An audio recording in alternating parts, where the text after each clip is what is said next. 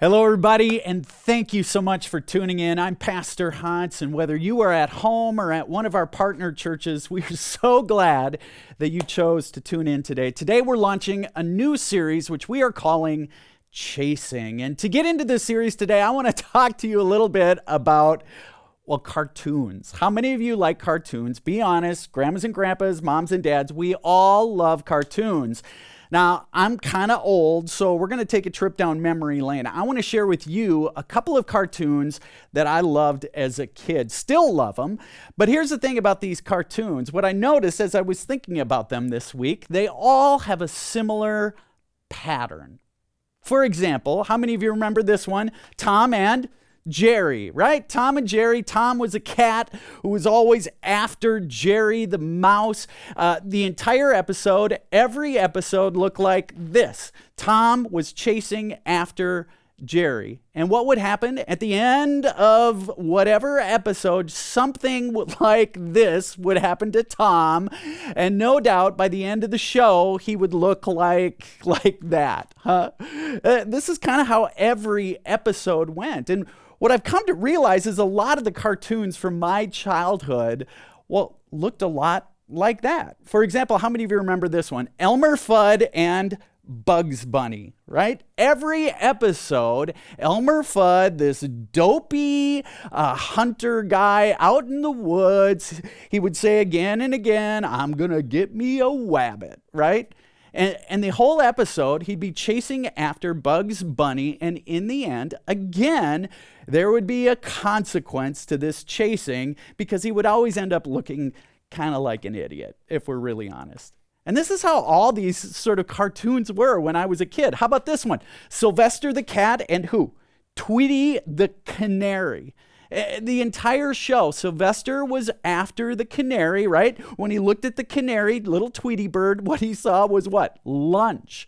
And by the end of the show, he always looked like a dunce. One of my other favorite cartoons was this one. How many of you remember Wile E. Coyote and the Roadrunner? It's the same sort of thing. The Roadrunner was always being chased by the coyote. There was this pattern, and the pattern looked something like this. One character was hungry, right? Elmer Fudd was hungry for dinner. Tom was hungry for lunch. Tom the cat, Sylvester the cat. The coyote, Wile E. Coyote was hungry. They were hungry. And so every episode, this is how it went. They were chasing after their nemesis. But always in the end of the show, there was some kind of consequence for all this chasing. Well, why do I start with all of this silly cartoon business? Well, here's why. I think the same is true for us. This is a pattern that happens in our lives. For whatever reason, I think each and every one of us, we are born hungry. We're always hungry to know that we are significant.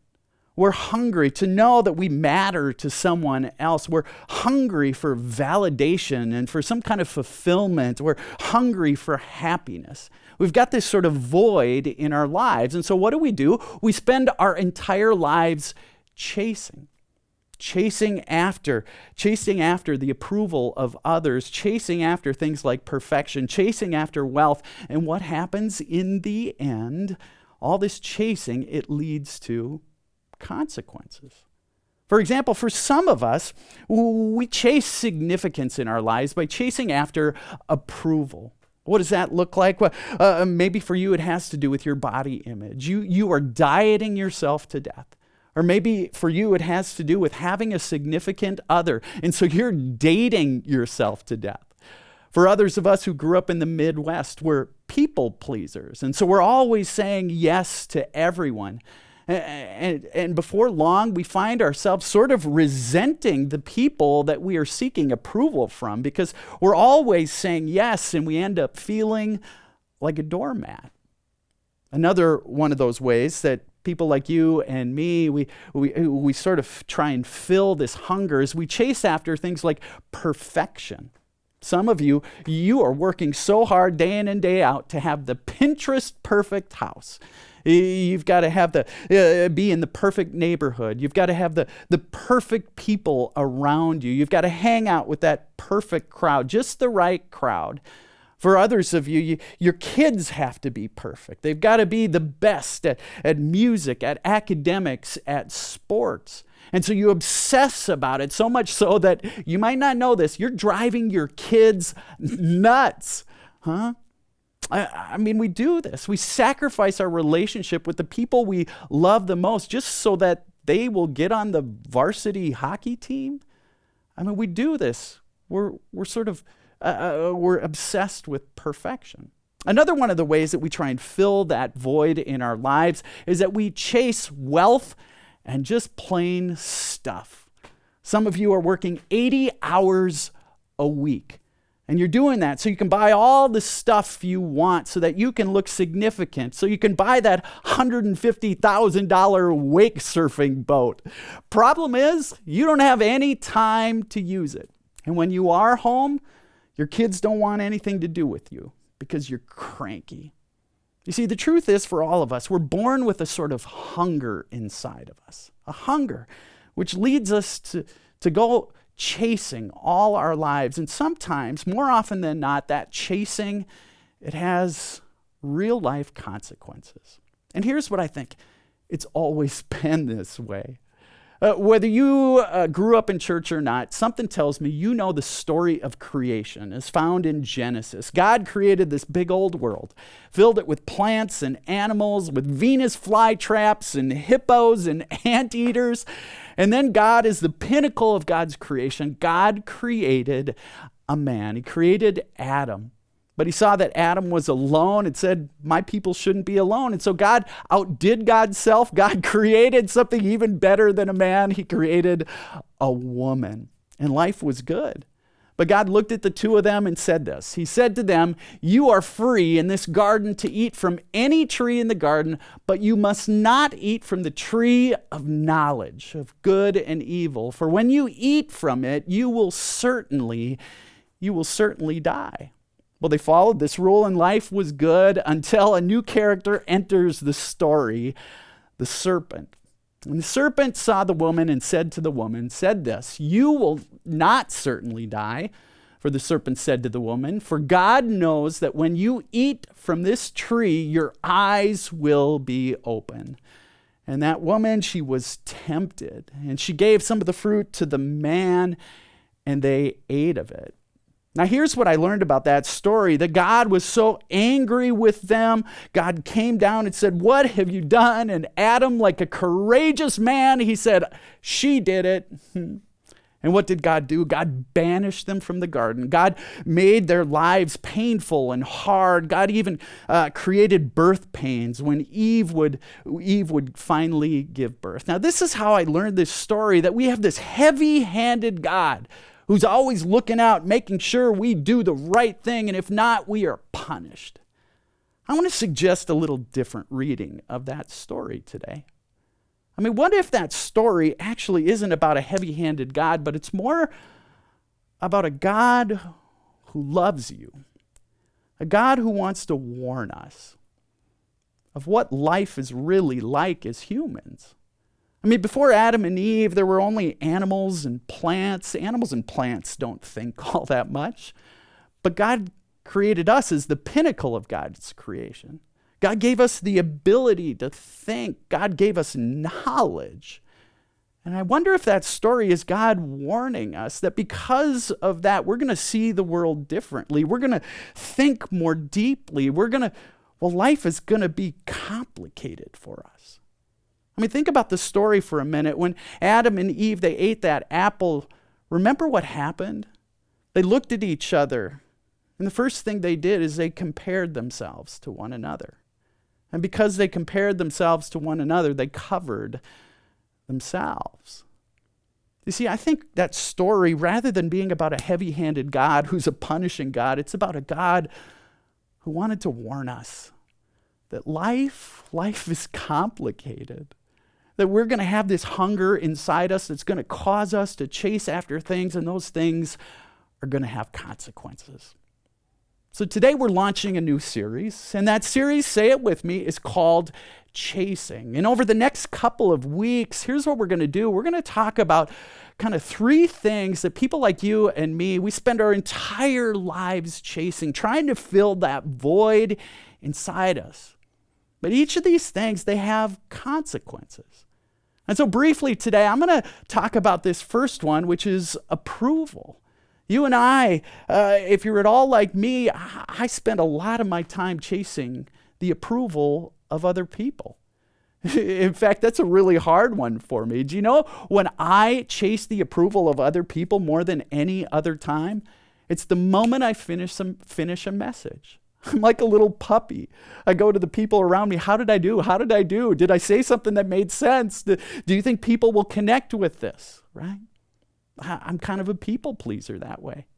The second topic we're going to talk about is how many of us, we spend our entire lives chasing perfection. We want these picture perfect lives. And so we spend our entire lives chasing after perfection. And the last one is wealth. You and I both know it, that we spend a lot of our lives trying to climb the ladder. But today I want to talk about that first one. And that first one is approval. And I've got a question for you. The question goes like this. How many of you, raise your hand, how many of you think that you spend maybe a little too much time thinking about what other people think of you? Now, if you raise your hand because you're afraid you're going to hurt my feelings, if you don't, chances are you think a lot about how other people think of you. I mean, the easiest example of this, all of us, we could go back to high school. Think of the things that you did in high school to gain the approval of other people. I don't know, when I was in high school, I saw girls paying hundreds of dollars for Guess jeans and Gerbeau jeans, hundreds of dollars for jeans that came with holes in them. Go figure. I saw guys who would spend hundreds of dollars, I did, buying Air Jordans. And remember those Reebok pump shoes with the little pumps on them? I saw my buddies and I, we had junky cars, hand-me-downs from our families, but we would spend hundreds of dollars putting the biggest, baddest sound system we could find in those old 1987 Monte Carlos and Grand Ams, right? We did this to gain the approval of those around us. Now, adults, isn't it great that that was just kids stuff? Yeah, be honest. It's us too. We may not be spending hundreds of dollars on a pair of tennis shoes. We're a little more refined, aren't we? Instead of spending all that money on tennis shoes, we buy just the right house in just the right neighborhood on just the right lake. Instead of spending hundreds of dollars on a big old sound system in our old car, what do? We buy a ice castle that can sleep 12 people, 25 foot long. We got to have that boat, that $150,000 wake surfing boat. Why do we do this? It's the same, for the approval of the people around us. Others of us, here's what it looks like for us to be these sort of people seeking the approval of those around us. We're people pleasers. If you grew up in the Midwest, I'm guessing you spend a whole lot of time trying to gain the approval of other people by simply saying yes to everything. And so you're overcommitted. There's a great author and psychologist. Her name is Harriet Breaker. And she wrote a book called The Disease to Please. And in that book, she writes these words. She says, people pleasers are not just nice people who go overboard trying to make everyone happy. Those who suffer from the disease to please are people who say yes when they really want to say no. For them, listen to this, the uncontrollable need for the elusive approval of others is like an addiction. You see, every one of us, we've got this hunger inside of us. And so we spend our entire lives chasing. Some of us, we chase the approval of others. We're always trying to please the people around us. And the problem is, it has consequences. How do we know if we're people who are always seeking the approval of others? We've got this disease to please. Well, Harriet suggests these three things. She says, people who have the disease to please are always obsessed with what other people think. This is a big one for me. Like I said, the moment I'm done giving a message, I'm like this little puppy, wonder, how did I do? I go to my wife, did I say anything that people will relate to? We've got this disease to please, and so we're obsessed with what other people think. Or how about this one? We get overly sensitive to criticism. At our house, we've got a middle schooler and a teenager. And the son I want to talk about will remain nameless, but our middle schooler, when he feels a little criticized, he has this thing he does. He looks at us and goes, "What?" Right? "What?" And it's become sort of a joke in our family. But we adults, we're the same, right? If you get criticized and you give one of those on the inside, those whats, it probably means you've got the disease to please. And finally, one for many of us who are Midwesterners, we have a hard time saying no. And the problem with having a hard time saying no is that when we don't say no, we begin to develop this idea that if I say yes, well, then that other person should give me something. There's sort of a contract in our head that if I say yes, then I should gain something from them, the approval from them. Harriet has this to say about that. She says, holding on to the conditional belief, this belief that if I do this, then they should do this, about how people should behave towards you because of all you do for them, will only set you up to feel disappointment, anger, and resentment to people in particular, as well as disillusionment about others in general. Again, we've all got this hunger inside us. And we go chasing after the approval of others, and it always has consequences. The author of the book of Proverbs, he writes this little passage, but it carries such weight when it comes to this topic. The author wrote these words, "Fear of man will prove to be a snare." What is he talking about that? The fear of man, the fears you and I have of not being enough, of not gaining the approval of the people around us, of not being significant enough in the eyes of the people we surround ourselves, that fear will be like a snare. What's a snare? Well, in the Hebrew word for snare is really, it's a hook. It's actually a lot like that hoop that farmers will put in the nose of a cattle. And so when we fear the approval of the people around us, it's like having that hook in our nose. And just like a shepherd can grab that hook and drag us around, so the people we're seeking approval from, they just drag us around through life. But the author of the proverb doesn't stop there. He says this, "Fear of man will prove to be a snare, but whoever trusts in the Lord is kept safe." What is he saying? He's saying that there's an approval out there that is unconditional. There's an approval that matters more than any other approval around you. There's an approval out there that will keep you safe.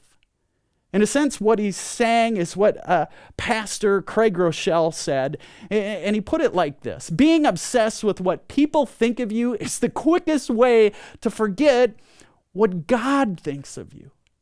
Friends, we have a God who looks at you, approves of you, who loves you just the way you are. In fact, Paul talked about it in 2 Corinthians. He said, you are a new creation.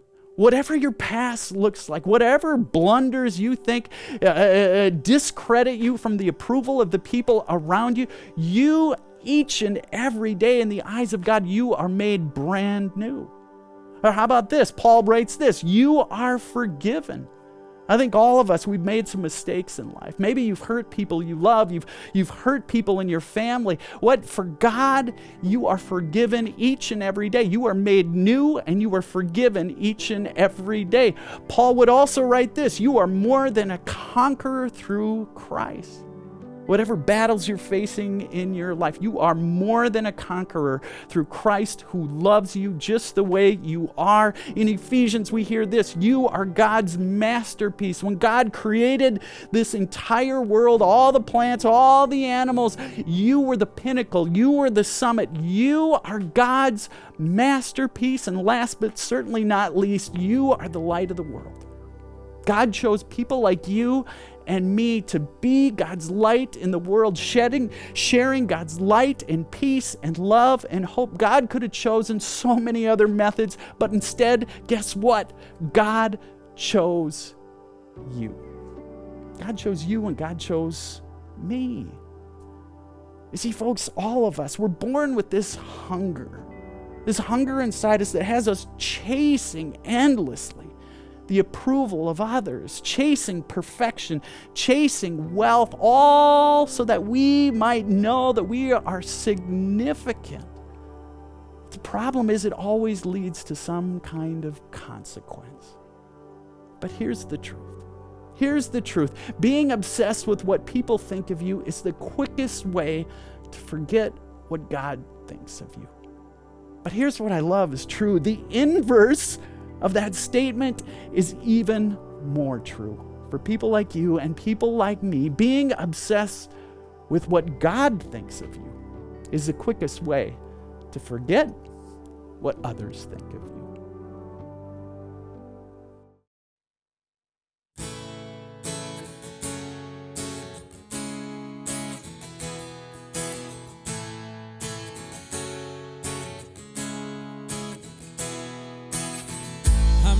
And broken, all alone in this road.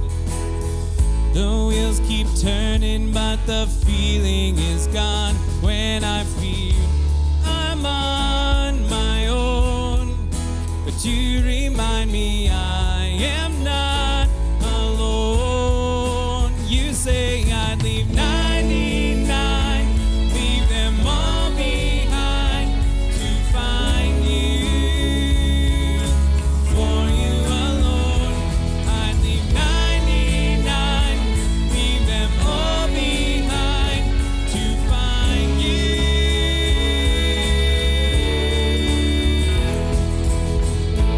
Dark and lonely and the path is unclear.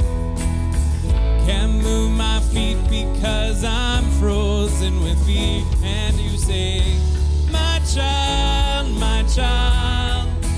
I am always here. I'm by your side. I'd leave 99, leave them all behind to find you.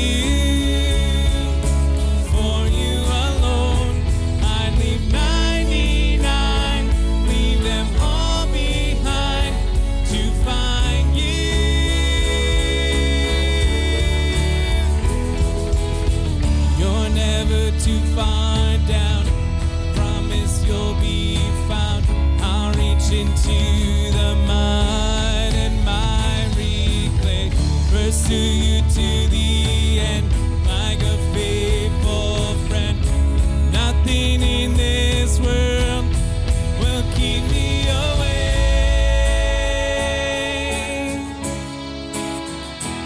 I leave 99, leave them all behind to find you.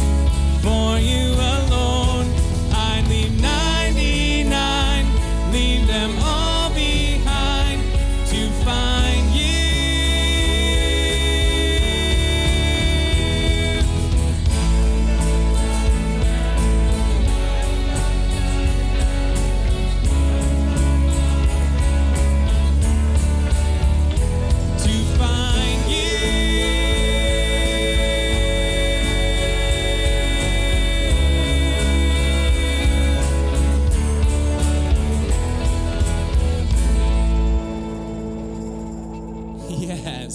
Thank you so much for joining us for worship today. Please join us in praying the Lord's Prayer. Our Father, who art in heaven, hallowed be thy name. Thy kingdom come, thy will be done, on earth as it is in heaven. Give us this day our daily bread, and forgive us our trespasses, as we forgive those who trespass against us.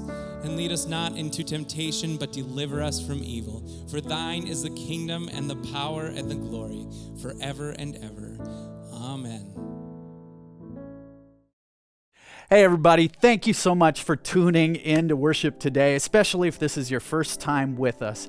If this is your first time, we're just honored that you spent this time with us, and we'd love for you to consider taking maybe a next step with us. One of those might be that you head out to our website, calvaryalec.org, and there hit the button that says sign up for emails.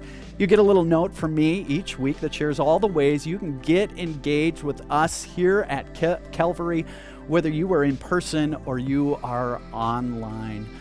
Another way you can connect with us is through social media. We'd love for you to go out to Facebook and like us. We'd love for you to go out to Instagram, follow us, or go to YouTube and subscribe to our YouTube channel. Folks, thank you for being with us. We want to also invite you to consider joining us for in-person worship if you are in the Alexandria area.